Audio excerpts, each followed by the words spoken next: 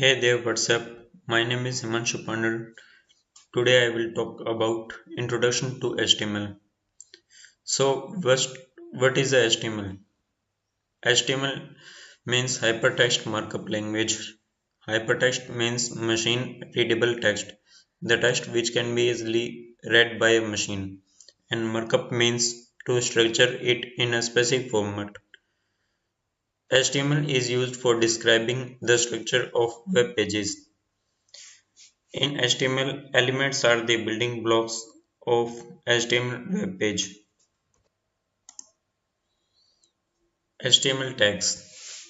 Elements named surrounded by angle brackets are called HTML tags. Here is an example. Tag name. This is the opening tag and content goes here, and this is the closing tag with forward slash. This is an basic structure of an HTML. This declaration defines the document to be HTML5. This is the root element.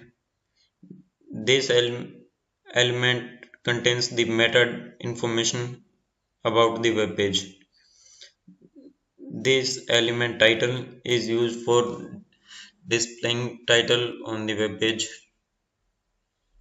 and the content that we want to show in a web page contains in a body, and this is the closing of HTML. In next video we will talk about how to write HTML code and how to run that file.